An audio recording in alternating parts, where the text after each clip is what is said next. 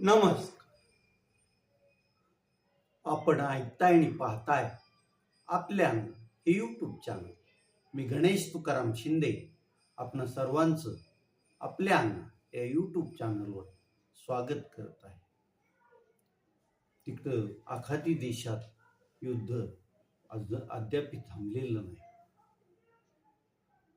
देशभर गॅसची टंचाई जाणवत आहे. तर दुसरीकडं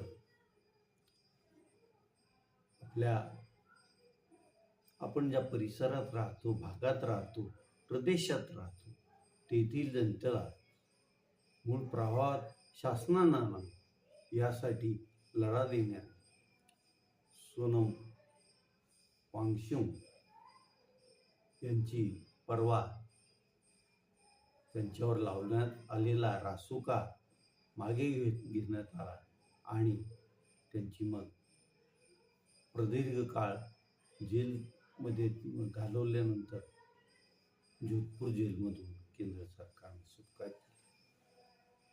असं भारतात वेगवेगळं चित्र आपल्याला दिसतं, कारण विविधतेनं नटलेला भारत म्हणूनच लोक म्हणतात की काय असं वाटायला लागतं. आज लोकसभेत धाराशिव जिल्ह्याचे खासदार ओमप्रकाश भूपाल सिंह उर्फ पवनराजे निंबाळकर यांनी रेल्वेच्या अर्थसंकल्पावर आपलं म्हणणं मांडलं आणि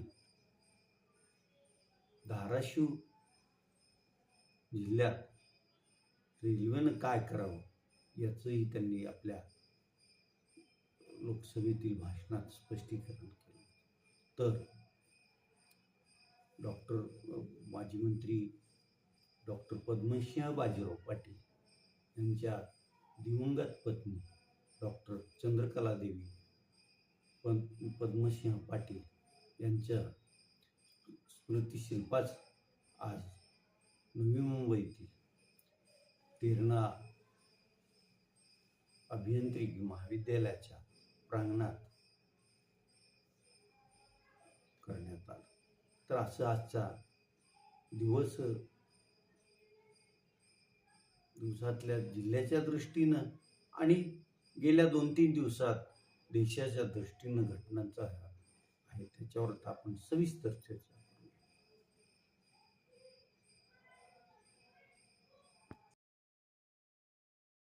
सोनम वांगचुक हे लडाखमधील आहे.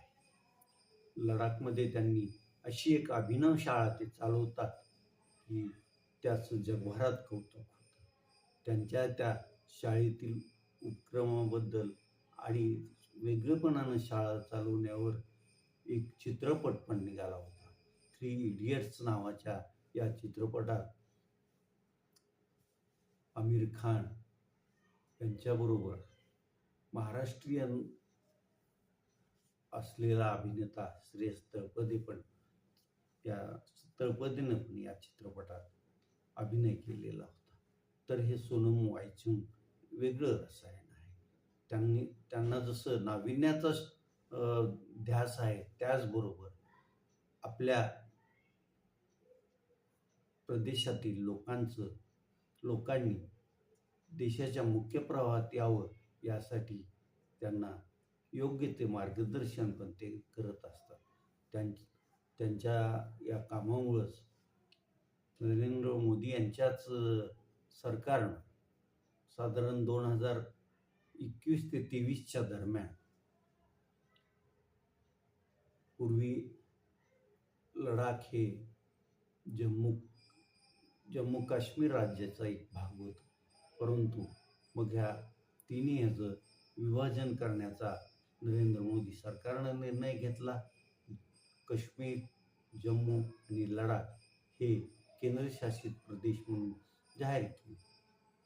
हे त्यांनी नरेंद्र मोदी सरकारनं का केलं होतं, तर सोनम वांगचुक हे करत असलेलं काम अधिक प्रभावी हो असं त्यावेळी सरकारचं मत.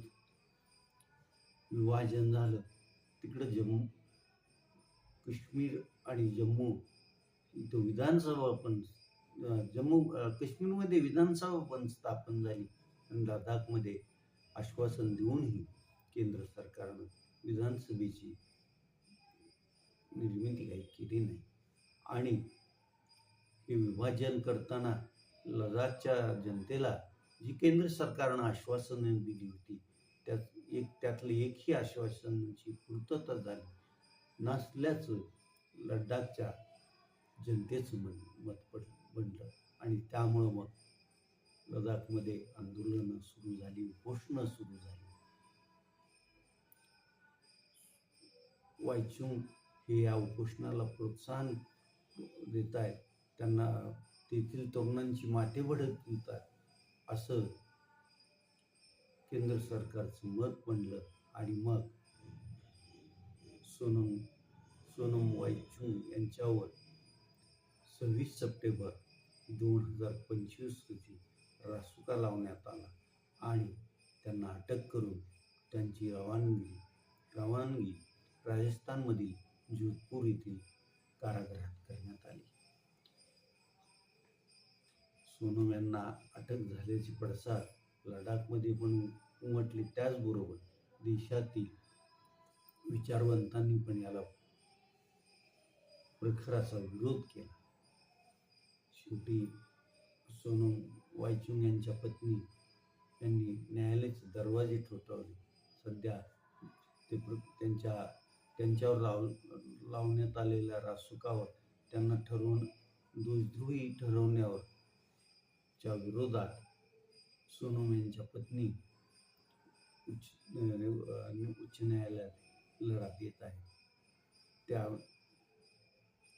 न्यायालयीन लढ्याला कदाचित सोनम वायचुंग यांच्यासारखाच निकाल लागेल असं अनेकांनी केंद्र सरकारला सांगितलं. त्याचबरोबर आता थोड्याच काळात लडाखमध्ये पण निवडणुका घेण्याचा केंद्राचा मानस आहे.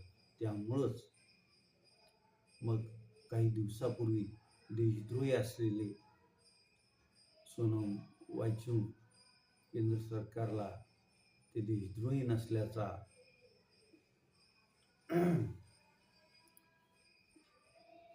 पटलं किंवा तसा दृष्टीलाभ झाला आणि मग सोनम वायचुंग यांच्यावरचा रासुका काढण्यात आला आणि त्यांची गेल्या 3-4 दिवसापूर्वी जोधपूरच्या कारागृहातून मुक्तता करण्यात आली. केंद्र सरकारनं हा निर्णय घेतल्यामुळे तसा तो सोनम वायचुंग यांच्या विचाराचाच विजय असं झाला आहे असं म्हणावं लागेल. त्यामुळे लडाखमध्ये वायचुंग यांची सुटका होताच मोठा जल्लोष साजरा करण्यात आला होता.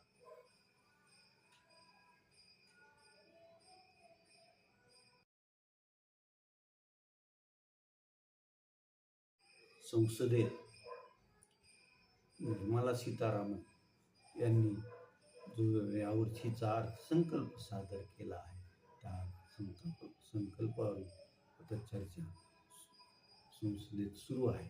आज 2026-27च्या रेल्वे अर्थसंकल्पावर धाराशिवचे खासदार ओमप्रकाश गोपालसिंह वनराजे निंबाळकर यांनी सभागृह तसं गाजवलंच असं म्हणावं लागेल. ओमप्रकाश राजे निंबाळकर यांनी सर्व धाराशिव जिल्ह्याच्या, सोलापूर जिल्ह्यात नव्हे तर महाराष्ट्राच्या जिव्हाळ्याचा असा रेल्वे मार्ग जो सोलापूर, तुळजापूर, धाराशिव आहे त्या रेल्वे मार्ग उभारणीसाठीचे जे 2000 कोटी रुपये केंद्रानं हे केलं आहे त्यातील 50% म्हणजे 1,000 कोटी रक्कम लवकरात लवकर द्यावी. म्हणजे आता हा धाराशिव ते तुळजापूर रेल्वे मार्ग पूर्ण झाला आहे आणि पुढील तुळजापूर ते सोलापूरचा दरम्यान महामार्ग लवकर पूर्ण व्हायला मदत होईल अशी त्यांनी मागणी केली. याचबरोबर त्यांनी जी पूर्वी पुणे स्टेशन ते हरंगुळ धावणारी एक्सप्रेस गाडी आहे की जी विशेष गाडी म्हणून रेल्वेच्या वेळापत्रकात आहे. या गाडीला आता हडपसरपासूनच ती हरंगुळपर्यंत धावते आणि हरंगुळहून हडपसरपर्यंत धावते. तर यामुळं मराठवाड्यातील असंख्य लोक हे पुणे स्टेशन आणि पुढं पिंपरी चिंचवड पार लोणावळ्यापर्यंत रोजगारासाठी वास्तव्यास आहे. आणि त्यांना ही गाडी हरंगुळपर्यंत जात असल्यामुळं फार त्रास होतो. हे प्रवासी जनतेचं पण म्हणणं आहे. आणि आज सभागृहात ओमप्रकाश राजे निंबाळकरांनी ते मांडलं आणि ह्या गाडीला पुणे स्टेशनपर्यंत पूर्वीप्रमाणे घेऊन जात जा अशी मागणी केली. त्यानंतर आणखी एक महत्त्वाची मागणी त्यांनी आजच्या भाषणात केली, ती म्हणजे लातूर ते पुणे ही इंटरसिटी रेल्वे लवकरात लवकर सुरू करा असं त्यांनी सरकारकडे मागणी केलेली आहे. आणि आणखी सर्वात महत्त्वाची मागणी त्यांनी केली, जे अर्थसंकल्पात वेगवान असा कॉरिडॉर पुणे ते सिकंदराबादपर्यंत होणार आहे. हा कॉरिडॉरचा जो मार्ग आहे, रेल्वे मार्ग, तो पुणे ते कोरडवाडी बार्शी, धाराशिव, लातूर, उदगीर असा तो कॉरिडॉर करावा अशी त्यांनी आग्रहाची मागणी केलेली आहे. ते जसे संसदेत प्रथम निवडून गेली त्यावेळेसपासून ते जलद गाड्यांना कसबे तडवळे आणि ढोकीला थांबा द्या अशी मागणी करत आलेले आहे. आजही त्यांनी त्या मागणीचा पुनरुच्चार केलेला होता. एकंदरीत ओमप्रकाश राजे निंबाळकर प्रत्येक अधिवेशनात कोणत्या ना कोणत्या प्रश्नावर बोलत असतात. काही स्वतःची खाजगी विधेयकही मांडतात. आपल्या मतदारसंघातील समस्यांबाबत पण ते आवाज उठवत असतात. त्याचबरोबर राज्यासह देशाचेही प्रश्न ते हिरिरीनं संसदेच्या सभागृहात मांडत असतात.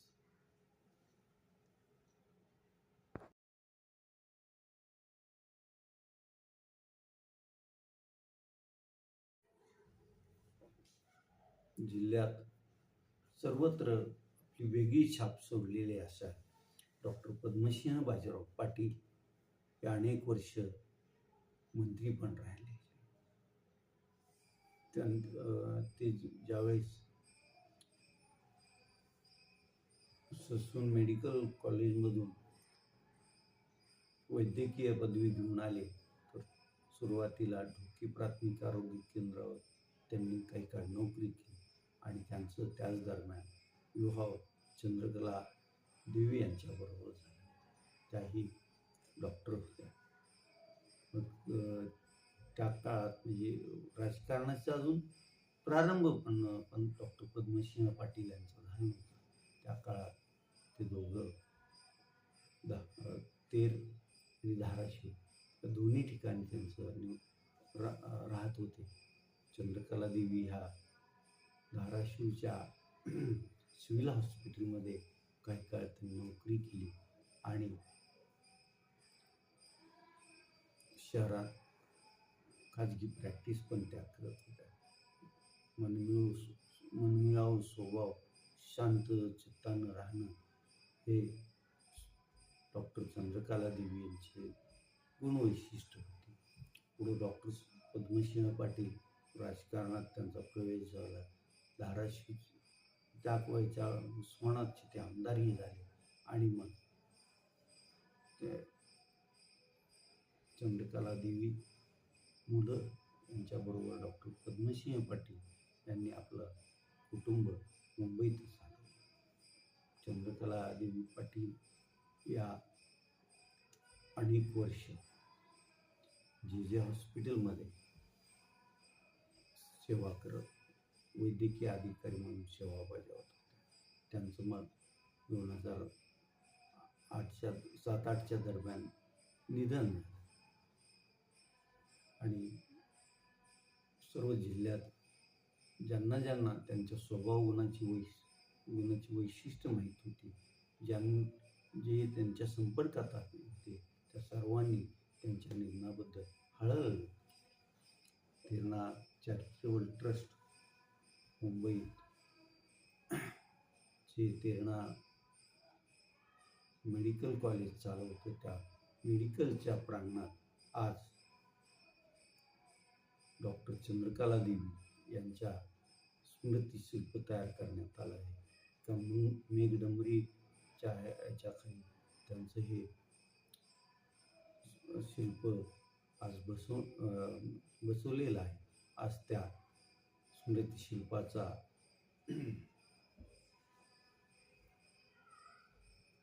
शिल्पाला सर्व त्याचा हे करण्यात आलं. त्या कार्यक्रमाला डॉक्टर पद्मसिंह बाजीराव पाटील यांच्याबरोबर, त्याचबरोबर या